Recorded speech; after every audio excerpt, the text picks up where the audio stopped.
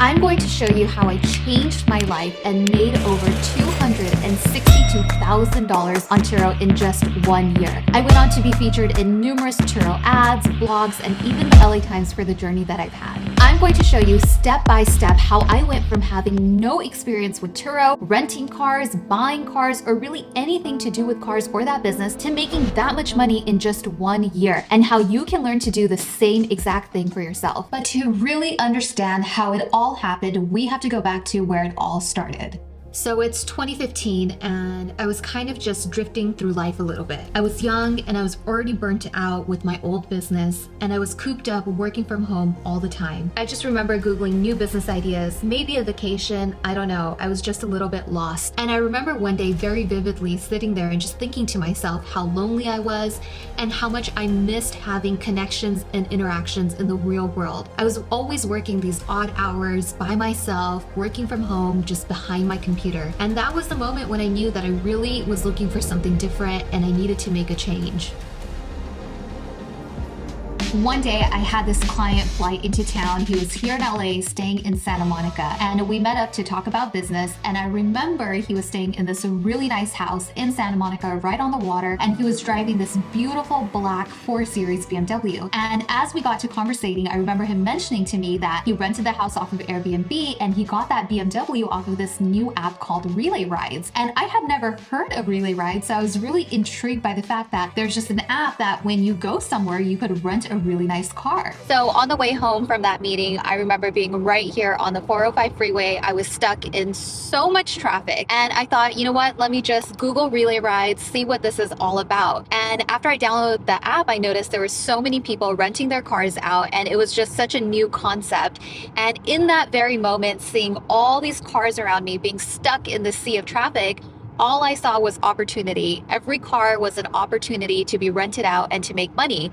And in that moment, I decided to list my very first car on Relay Rides, and within 24 hours, I got my very first booking. And this is where it all started, where I did my very first handoff, my first rental, and little did I know that there were thousands more trips to come. Things were really good starting out. I began with just one smart car that I got on a lease for $99 a month, and that smart car earned me about $500 to $600 per month. I learned that I really enjoyed hosting cars, interacting with people, being out in the world, instead of being cooped up at home all the time. After taking that first small step, I was able to figure out the basics and that this was something that I really wanted to pursue moving forward. So this is the first recommendation that I would make for you. Start slow. If you have a car that you're not using all the time, then list it. Get some hosting experience so that you can decide whether or not this is right for you. For me, it was a great experience, and as time went by, Relay Rides changed their name to Turo. I got better at working with what I had, but I wanted to do more. Seeing the impressive margins on my smart car of over 80%, I thought to myself, I have to get more cars. If I had more cars and I can replicate those same margins, I could make a lot of money. But the problem was I knew nothing about buying cars. And I remember wandering into dealerships trying to buy cars, and this one specific day when I tried to buy a Corvette, the salesman just sort of looking at me and almost smirking because they were just like, who is this girl with no credit history trying to buy a car? So it became really difficult and it was really discouraging for a while. So then I thought to myself, okay, well, how else can I acquire cars? And I started to get a little bit crafty. I started asking friends and family around me, those who knew me really well, if they would help me acquire more cars. And thankfully, because I had a trusted circle, there was many friends and family members that helped me get my next 3 to 4 cars. It started with this beautiful blue convertible Mini Cooper, a little white Kia Sorento, and I eventually added another smart car. And this was just the beginning. I went from having one smart car, next thing I knew, I had about 5 cars. Year 1, I did about $5,000 in sales. The following year, as I started to add cars, I ended up doing $15,000. Now here's my key piece of advice.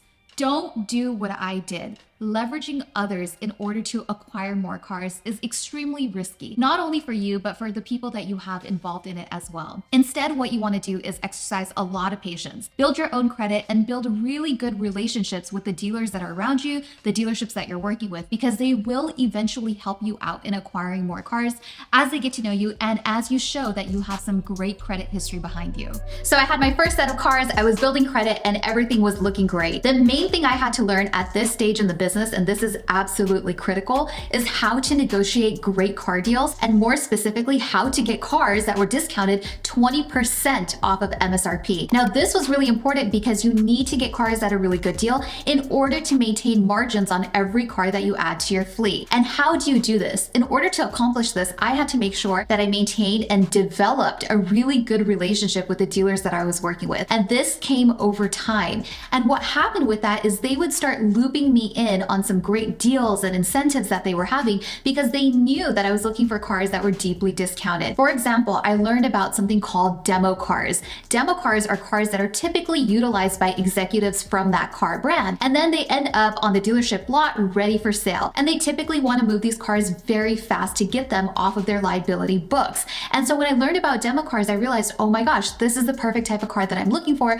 because it's deeply discounted, it's not heavily used, and so it's a perfect fit for Turo. So anytime these dealers would receive these demo cars, I was the first person that they called because they knew that that's what I was looking for. So that's how you go about getting a really good deal on cars, and it's absolutely critical at this stage in the business. And of course, you always want to make sure that you're doing your market research on Turo so that you know exactly what type of cars you want to buy that fit the needs of your market that you're located in. After the money I was making from doing this, I was able to buy more cars. 5 cars turned into 10, 10 turned into 15, 15 to 20, 20 to 25, and so on. It really created a positive snowball effect. And what I learned was over time, developing those relationships with dealerships, I was easily able to buy those cars below MSRP because they would begin reaching out to me. I also learned that it's really important to establish an entity like an LLC so that you can begin developing your business credit and then acquiring cars under the business instead of yourself personally removing some of that liability. Now, of course, these days, it's so much easier to get financing for Turo cars because there are some amazing companies out there like Carputty who will provide you a line of credit in order to get cars for Turo, and it just makes life so much easier.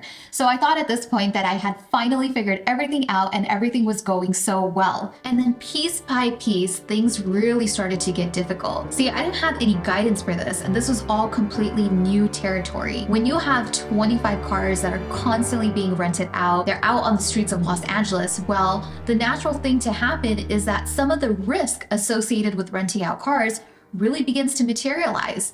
And regardless of everything that I had learned, I realized that I didn't really know how to manage the other side of this business, which is dealing with the risks that come with it. And it was crazy because all of a sudden you start getting messages and phone calls. There's been an accident, or there's been an incident, there's been some sort of damage, maybe a car broke down, there's a flat tire. And when you have that many cars, it starts to feel like it's happening a lot, right? Even though in the grand scheme of things, the amount of claims that take place are really quite low. But as a solopreneur managing all of these cars, it became really overwhelming very quickly. And I remember having those days where it was like 12 bookings back to back, and I'm cleaning cars and I'm taking photos and I'm getting them ready for trips. Meanwhile, some cars are being damaged and I have to get them into a shop because they have a trip coming up.